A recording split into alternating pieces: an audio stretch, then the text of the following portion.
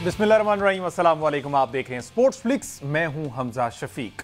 तो जनाब, पाकिस्तान वर्सेस अफगानिस्तान और यूएई ट्राई नेशन सीरीज, इसके साथ साथ एशिया कप के हवाले से तैयारियों का सिलसिला जो वो शुरू हो गया। और पाकिस्तानी जो स्क्वाड है वो 4 ग्रुप्स की शक्ल में यूएई की जानिब रवांदवा है। पहला स्क्वाड वहां पर पहुंच चुका है और कल से ट्रेनिंग सेशन का आगाज होगा। जो प्री सीजन कैंप लगेगा वो कल से दुबई स्टेडियम में होगा और वहीं पर ही उन्हीं तैयारियों को लेकर हम ट्राई नेशन सीरीज देन फिर ऑनवर्ड एशिया कप तक जो है वो तैयारियां करेंगे। 29 जो अगस्त है उसमें ये ट्राई नेशन सीरीज का आगाज और पहला मैच पाकिस्तान वर्सेस अफगानिस्तान का होने जा रहा है। पाकिस्तान टीम 21 से 27 अगस्त तक प्री सीजन ट्रेनिंग कैंप में हिस्सा लेगी, जिस दौरान इंट्रा स्क्वाड प्रैक्टिस मैचेस खेले जाएंगे और ये सारे जो 20 रुकनी स्क्वाड है इसकी फुली तैयारी करवाई जाएगी, क्योंकि उसके बाद हमने देखना है कि 9 सितंबर से एशिया कप का आगाज हो रहा है। इसके बाद ये बात करनी है, ये जो हमारी सेंट्रल कॉन्ट्रैक्ट की खबरें थी उसमें अब एक्स क्रिकेटर्स भी जो हैं वो भी खासी तनकीद करते हुए दिखाई दे रहे हैं पीसीबी पर।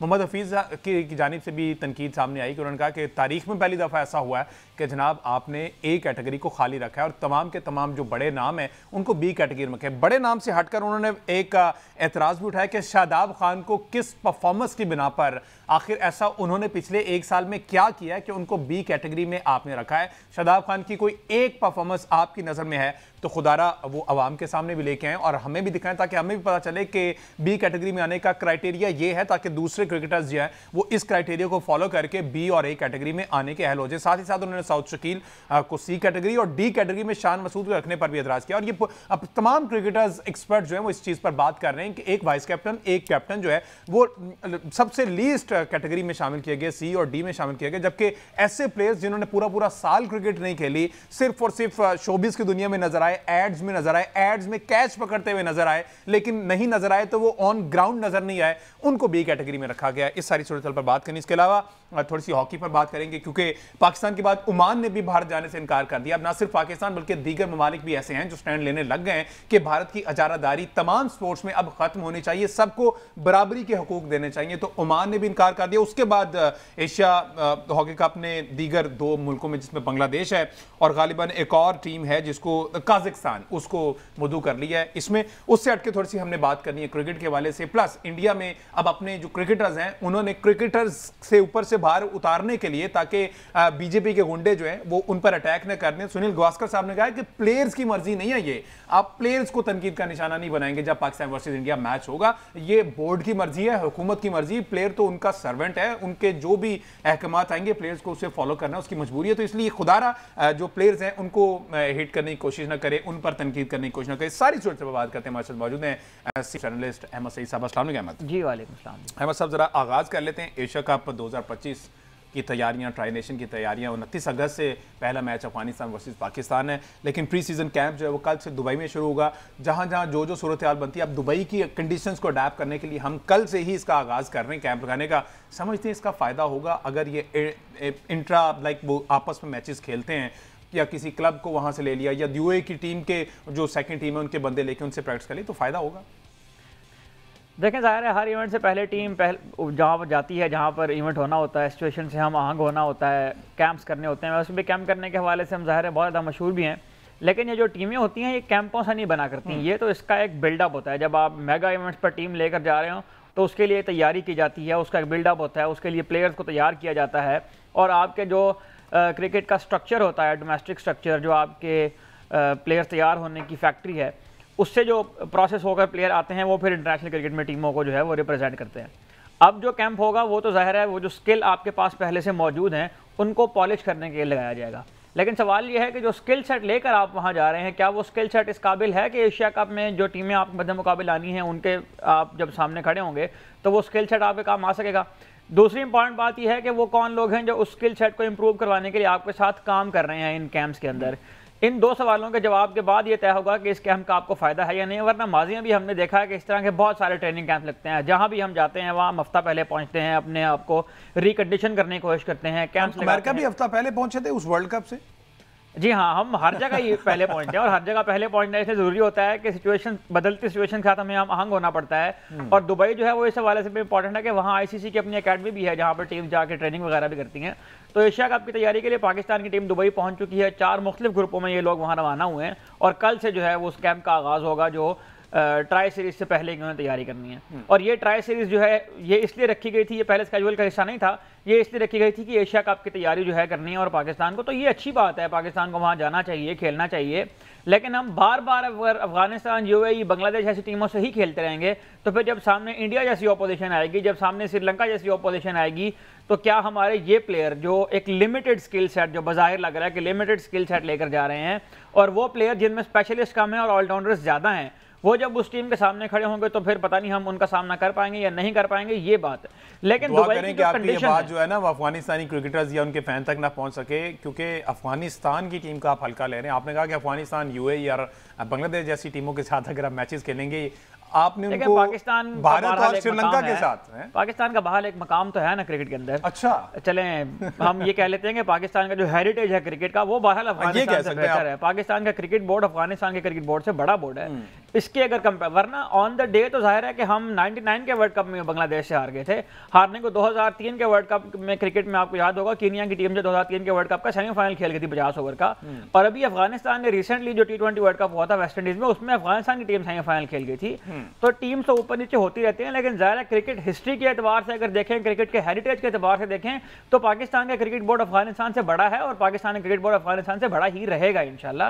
अफगानिस्तान के टीम ने जो है पाकिस्तान क्रिकेट बोर्ड के कंधों पर सवार होकर ही क्रिकेट सीखी है। तो ये अलग बात है कि वो अपनी मेहनत से आज जिस मकाम पर मौजूद है अफगानिस्तान की टीम। मैंने आपको शायद पहले भी कहा था कि अफगानिस्तान की टीम हमें टफ टाइम देगी इन कंडीशंस के अंदर। ये उनका होम ग्राउंड है और ये वो प्लेयर्स हैं जो ज़्यादा लीग क्रिकेट खेलते हैं। अफगानिस्तान के जो T20 फॉर्मेट की जो टीम है वो एक अच्छी टीम है, एक फॉर्मेडेबल टीम है, इसमें कोई दो राय नहीं है। लेकिन अगर हम बोर्ड के एतबार से बात करें, क्रिकेट की हिस्ट्री के एतबार से बात करें, तो पाकिस्तान स्टैंड आउट करता है अफगानिस्तान के मुकाबले में।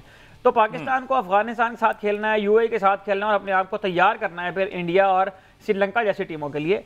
तो ये थोड़ी अजीबोगरीब सी बात है जो ना समझ में आने वाली है। आपको अगर प्रैक्टिस करनी ही है तो कोई मतलब, और ये एक पूरा तसलसल है। ऐसा नहीं है कि पाकिस्तान अब इन टीम, ये पिछले 3 साल से पाकिस्तान कभी आयरलैंड से खेलता है, कभी जिम्बाब्वे से खेलता है, कभी बांग्लादेश से खेलता है, बहुत ज़्यादा तीर वाले तो वेस्ट इंडीज़ से खेलते हैं। और वेस्ट इंडीज़ से सीरीज ओडीआई सीरीज हारने के बाद आपके कोच प्रेस कॉन्फ्रेंस में आकर कहते हैं चलो ओडीआई तो हार गए, खैर है हमने T20 सीरीज से इनको हराई है ना। तो आपकी जो सारी दिलचस्पियाँ हैं, जो तरजीहात हैं, वो सारी नज़र आ रही हैं सामने।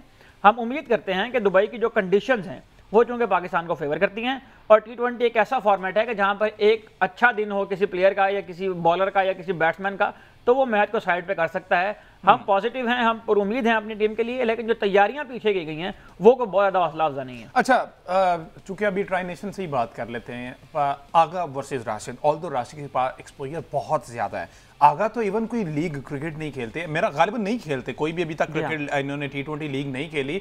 और सरप्राइजिंगली ये T20 के कैप्टन है पाकिस्तान टीम के, और हमारे कप्तान जो हैं वो कोई भी T20 फॉर्मेट पर मबनी कोई दुनिया भर में कोई भी लीग नहीं खेल सकते। राशिद वर्सेस आगा, प्रेशर कंडीशन में आप समझते हैं कि राशिद वहां पर ज्यादा अच्छे से सर्वाइव कर पाएंगे या फिर आगा? आगा ऑल्दो मजबूत असाब के मालिक हैं।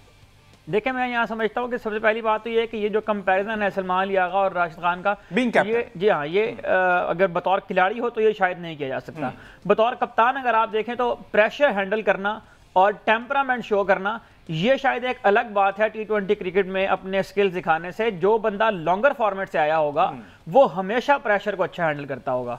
जो बंदा मुख्तलिफ सिचुएशंस को डील करके मुख्तलिफ टीमों के अगेंस्ट मुख्तलिफ बदलते हुए हालात के अंदर नर्चर होकर आया होगा, उसके अंदर टेम्परामेंट भी होगा और प्रेशर बर्दाश्त करने की सलाहियत भी ज्यादा होगी। सलमान अली आगा ऑस्ट्रेलिया में टेस्ट क्रिकेट भी खेलते रहे हैं। सलमान अली आगा साउथ अफ्रीका के अंदर ओडीआई क्रिकेट के अंदर में जाकर अच्छी परफॉर्मेंस दिखाते रहे हैं। बतौर कप्तान अभी 2 सीरीज हुई हैं, बांग्लादेश और वेस्ट इंडीज के अगेंस्ट ये खेले हैं और उनमें को बहुत बुरी कप्तानी सलमान अली आगा ने नहीं की है। मेरा ये ख्याल है कि इस वक्त जो, अगर आपने जो सवाल पूछा है कप्तानी के हवाले से, तो मैं सलमान अली आगा को यहाँ पर जरूर फेवर दूंगा, क्योंकि वो जिस प्रोसेस के थ्रू ब्रॉट अप हुआ है उनका, उसमें जाहिर है कि वो डोमेस्टिक में भी कप्तानी करते रहे हैं, वो अभी नेशनल टीम के साथ भी आके अभी क्यों कप्तान बने हैं। गुजरते वक्त के साथ साथ इंटरनेशनल एक्सपोजर मिलने के साथ साथ मजीद इंप्रूव भी होंगे, लेकिन राशिद खान के मुकाबले में यकीनन सलमान अली आगा के अंदर प्रेशर बर्दाश्त करने की सलाहियत ज्यादा है। ठीक है जी, एक ब्रेक लेते हैं जी। ब्रेक के बाद जरा वापस आते हैं तो कॉन्ट्रैक्ट पर दोबारा से बात करते हैं, क्योंकि अब पाकिस्तानी एक्स क्रिकेटर्स जो हैं वो जो एक कैटेगरी खाली हुई है उस पर खासी तनकीद करते हुए दिखाई दे रहे हैं। ना सिर्फ उस एक कैटेगरी पे, बल्कि जिन प्लेयर्स को प्रमोट करके बी कैटेगरी में किया गया है, जिन्होंने पूरा साल क्रिकेट नहीं खेली, उन पर तनकीद करते हुए दिखाई दे रहे हैं। इस पर बात करते हैं एक ब्रेक के बाद। स्टे विद अस।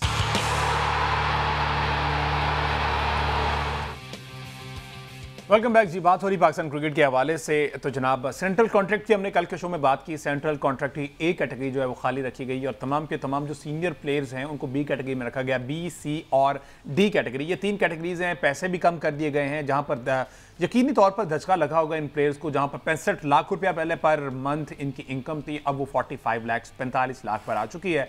और खिलाड़ियों की तादाद बढ़ा दी गई, 30 खिलाड़ी 3 मजीद ऐड करके 27 से 30 कर दी गई है। और पीसीबी की जानिब से तो एक अच्छा इनिशिएटिव लिया गया है कि हमने यंग टैलेंट को प्रमोट किया, यंग टैलेंट को भी सेंट्रल कॉन्ट्रैक्ट में शामिल किया। लेकिन एक्स क्रिकेटर्स जो हैं, सीनियर क्रिकेटर्स जो हैं, वो इस पर तनकीद करते हुए दिखाई दे रहे हैं। मोहम्मद हफीज की अभी रिसेंटली उन्होंने बात की है सेंट्रल कॉन्ट्रैक्ट को लेके। वो कॉन्ट्रैक्ट पर तो आते हैं, लेकिन साथ ही साथ उन्होंने ये भी कहा था कि नकवी साहब एज चेयरमैन जो है वो फेल हो गए। नकवी साहब को एडमिनिस्ट्रेटिव रोल अगर देखा जाए तो उनका अच्छा, लेकिन as chairman Pakistan cricket board को चलाना, पाकिस्तान क्रिकेट को समझना और उसको समझकर फिर उन ओहदों पर उन लोगों को लेके आना जो पाकिस्तान क्रिकेट की बेहतरी के लिए काम करें, वो उन पर सवालिया निशान लगाया कि नकवी साहब इसमें कंप्लीटली फेल दिखाई दे रहे हैं। अहमद साहब, हफीज साहब जब खुद थे तब वैसे पाकिस्तान क्रिकेट ने क्या तीर मारा था, कहां पर हम 10वीं पोजीशन से नंबर 1 चले गए थे तीनों फॉर्मेट में, हमने कौन से ऐसे हीरे तराशे थे जो अभी तक पाकिस्तान क्रिकेट जो है वो उसका फल खा रहा? देखिए, मोहम्मद हफीज़ पाकिस्तान टीम के साथ थोड़ा ही अर्सा मैंने काम किया था। उसमें पाकिस्तान टीम ऑस्ट्रेलिया गई थी जहां पर पाकिस्तान को क्लीन स्वीप का सामना करना पड़ा था और गालिबन उसके बाद मोहम्मद हफीज़ को जो है वो टीम से हटा दिया गया था। न्यूजीलैंड वाली सीरीज़ जो है T20 सीरीज़ थी उसमें भी शायद ये टीम के साथ थे, तो पाकिस्तान की टीम जो है 4-1 से वो सीरीज़ भी न्यूजीलैंड में हार गई थी। और अगर आप बात करें उस ज़माने के, तो यकीन ये वही टेन्योर था जब ज़का अशरफ साहब पाकिस्तान क्रिकेट बोर्ड के सियाह सफ़ेद के मालिक थे। और ये जिस सेंट्रल कॉन्ट्रैक्ट की आप बात कर रहे हैं, इसमें अब लगता ये है कि जो ज़िया अशरफ साहब के ज़माने में प्लेयर्स को बोनसेस दिए गए थे और जिसके बारे में कहा गया था कि प्लेयर ने ब्लैकमेल करके बोर्ड को अपने मर्जी के कॉन्ट्रैक्ट जो है वो लिखवाए थे, उस वक्त वो साइन करवाए थे, उसको शायद बैलेंस अब किया गया है मोहसिन नकवी साहब के ज़माने में। और पीसीबी ने अपना रिवेंज यूँ कह लीजिए कि अब लिया है प्लेयर से, और इनके जो 18-18, 20-20 लाख की सैलरी जो है उसमें कट लग गया। अब एक अजीब व गरीब बात यह है कि आप अगर ये देखेंगे इस कॉन्ट्रैक्ट के अंदर, तो इस कॉन्ट्रैक्ट में आपको यानी पूरे पाकिस्तान में कोई एक प्लेयर ऐसा नहीं है कि जो एक कैटेगरी के लायक होता। और अगर आपको सलमान अली आगा भी पाकिस्तान टीम का कप्तान होने के बावजूद, तीनों फॉर्मेट में खेलने के बावजूद, परफॉर्म करने के बावजूद, फिट रहने के बावजूद, डोमेस्टिक टूर्नामेंट में परफॉर्म करने के बावजूद वो अगर तब भी एक कैटेगरी का अहल नहीं है, तो फिर पता नहीं कौन सा प्लेयर जो इस कैटेगरी में आएगा। तो इसमें बहुत सारे जहाँ तक सवाल निशान है उसमें, लेकिन मोहम्मद हफीज़ का इसलिए इसके ऊपर तबसरा करना या इसके ऊपर कमेंट करना नहीं बनता कि ये लोग जब खुद पीसीबी के अंदर होते हैं और जब खुद ये इन ओहदों के ऊपर बैठे होते हैं, उस वक्त ये खुद भी कोई इस्लाहात लाने से कासिर होते हैं। तो जब आपको मौका दिया गया था उस वक्त आपसे परफॉर्म नहीं हुआ, और जब आप उतर गए आ गए हैं, जब आपके पास एक माइक आ गया, तो पिछले हफ्ते भी जो है इन्होंने एक तनकीद कर दी मोहम्मद हफीज़ ने बैठ के बाबर आजम के ऊपर और मोहम्मद रिजवान के ऊपर। तो अपने होते हुए ने बाबर आजम को T20 टीम से क्यों नहीं निकाला था जब ये पाकिस्तान टीम के कोच है? उस वक्त इन्हें समझ नहीं आए थे कि बाबर आजम T20 का प्लेयर नहीं है। तो ये मेरा ख्याल है कि इस तरह हमारे सीनियर जो साबिक क्रिकेटर्स हैं उनको भी जरा एहतियात करनी चाहिए। वसीम अकरम साहब और कामरान अकमल साहब जो हैं 2 साल तक ये कहते रहे हैं कि बाबर आजम को नहीं होना चाहिए T20 टीम के अंदर, और कल जब वो कैटेगरी से बाहर हुए तो फिर वो उनके साथ हमदर्दी करने का इजहार करने के लिए आ गए। तो पता नहीं कौन सी ऐसी सडन चेंज आती है इनके जहनों के अंदर के पहले जो बयान दे चुके होते हैं बिल्कुल उसकी अगेंस्ट ही थोड़े ही अरसे के बाद बिल्कुल उसके अगेंस्ट बयान दे देते हैं। अच्छा चलें उस पर तो छोड़े ना मैनेजमेंट के वाले से, लेकिन अभी ये जो कैटेगरीज को लेकर बात की है मोहम्मद हफीज़ ने, ये बिल्कुल ठीक है। साजिद खान, नुमान अली, साउद शकील और शान मसूद की उन्होंने बात की है कि इनको सी और डी कैटेगरी में रखना बेसिकली इनके साथ ज्यादा, उन्होंने बहुत ज्यादा सर्व किया और ये आगे भी ये कैपेबिलिटी है इनमें कि पाकिस्तान क्रिकेट को अच्छा सर्व करें। अगर रेड बॉल क्रिकेट की बात करें तो साजिद अली और नुमान जो हैं, साजिद खान और नुमान अली, उन्होंने बहुत ज्यादा सर्व किया और वो एक सीरीज इन्हीं 2 की बदौलत हम अगेंस्ट इंग्लैंड जो है वो हम जीतने में कामयाब हो गए थे। तो इनको सी और डी कैटेगरी में रखना क्या वजह है? या एक तो ये रेड बॉल क्रिकेट बहुत कम है, यहाँ इस पे तो हम कल भी बात कर चुके हैं कि टेस्ट क्रिकेट लगता ही है कि अब प्रायोरिटी का हिस्सा नहीं रही है, और ये अब से नहीं है, पिछले सेंट्रल कॉन्ट्रैक्ट में भी ऐसा ही था।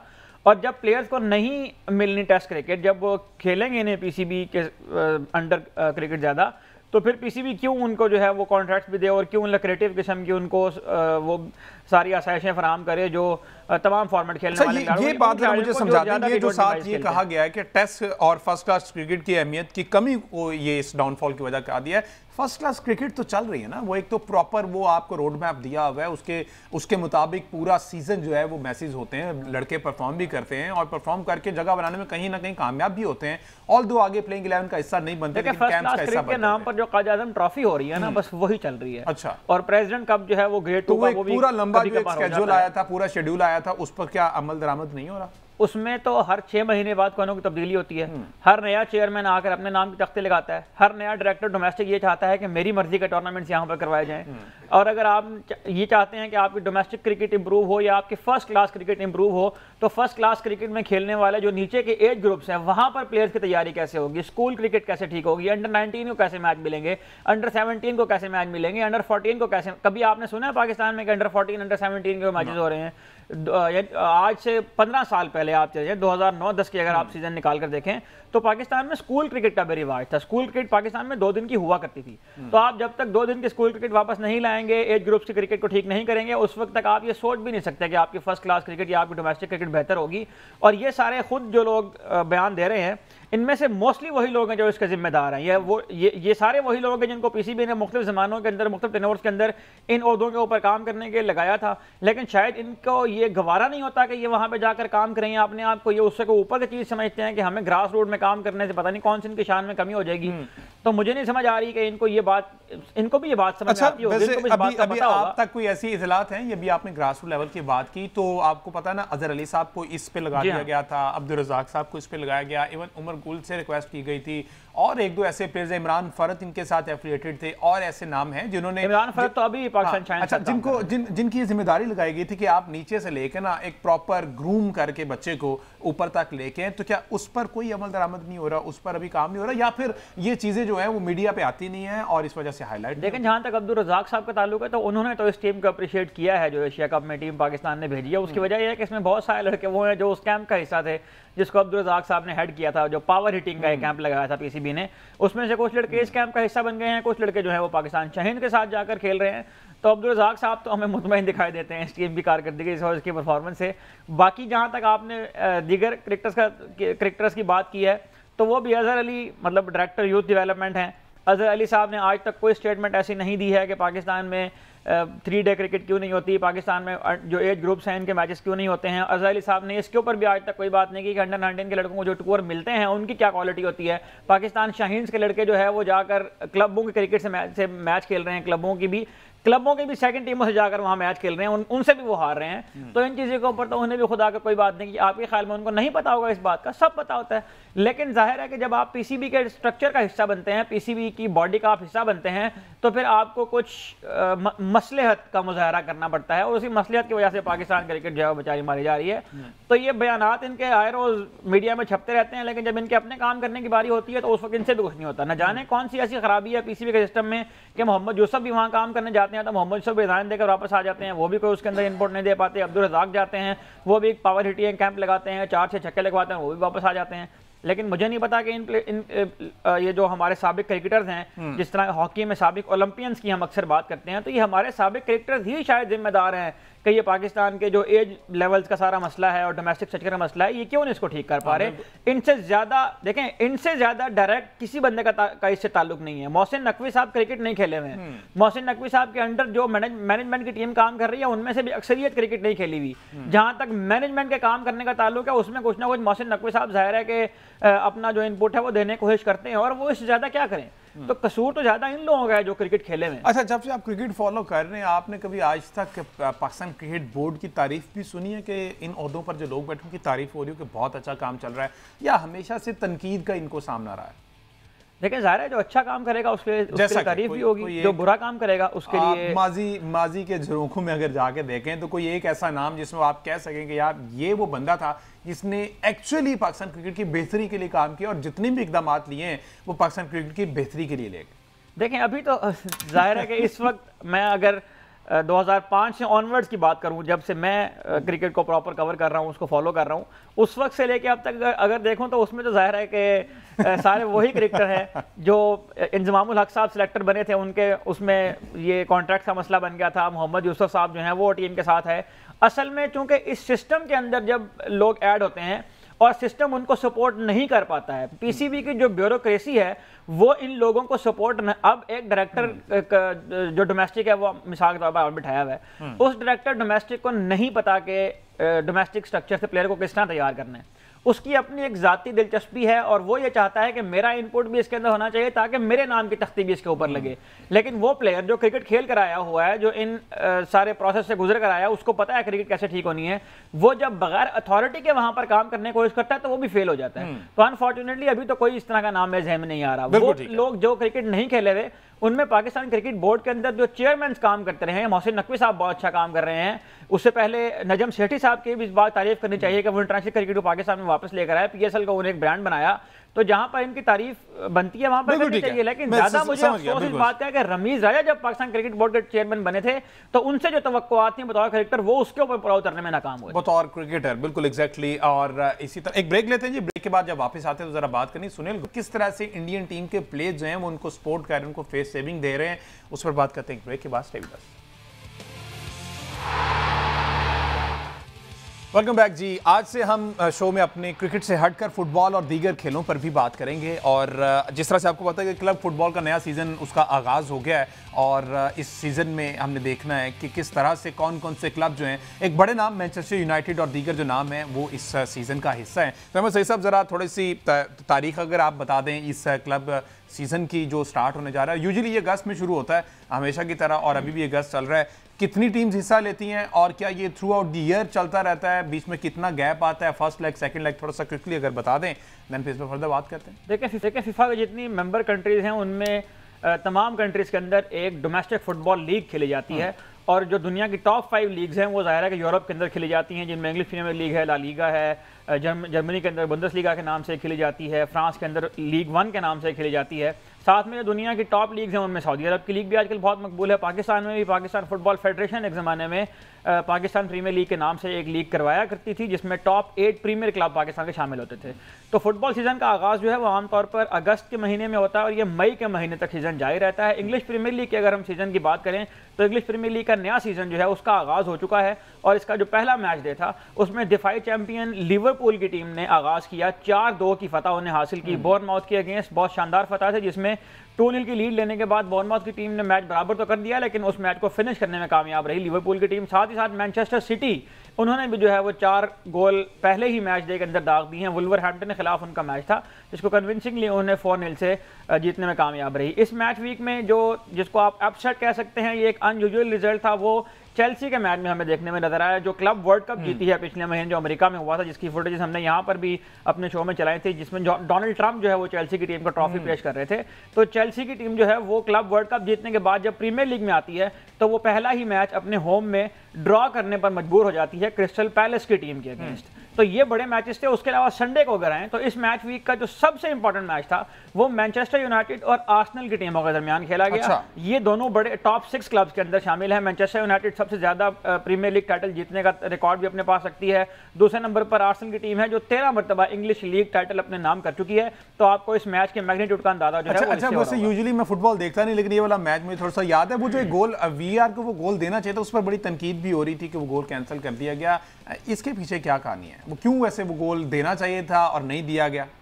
देखें इसमें ये हुआ है कि वीडियो असिस्टेंट रैफ का जो है वो जिस तरह से क्रिकेट में डीआरएस होता है कि डीआरएस की मदद ली जाती है कंट्रोवर्शियल डिसीजंस के ऊपर, तो वीआर के मौके जो आर्सेनल ने गोल स्कोर किया मैनचेस्टर यूनाइटेड के ऊपर, उसमें हुआ ये था कि जो गोलकीपर हैं वो जब बॉल को कैच करने गए तो उनको पुश किया गया मुखालिफ डिफेंडर के जानिब से और उसको जो है वो वीआर की जानिब से चेक किए बगैर उसको गोल अवॉर्ड कर दिया गया। तो मैनचेस्टर यूनाइटेड खिलाड़ियों ने इसके ऊपर बहुत ज़्यादा जो है वो एहतजाज भी किया और इसके ऊपर बहुत ज़्यादा बात भी हो रही है इंग्लिश मीडिया के ऊपर इस वक्त। ये कंट्रोवर्शियल गोल था जिसको रेफरी को वीआर चेक करना चाहिए था और उसको ये गोल कैंसिल करना चाहिए था जो गोल उन्होंने अवॉर्ड कर दिया है। तो उस गोल की बदौलत जो है वो आर्सेनल की टीम जो रिकार्डो कैलाफियोरी ने ये गोल स्कोर किया मैच के 13वें मिनट में, उस मैच की बदौलत जो है वो आर्सेनल की टीम उस मैच को जीतने में कामयाब हुई डिस्पाइट द फैक्ट कि मैनचेस्टर यूनाइटेड ने बहुत अच्छी गेम का मुजाहरा किया और Manchester United on the top of the game, लेकिन आर्सेनल की टीम उस गोल की बदौलत इस मैच को जीतने में कामयाब हो गई। ठीक है जी।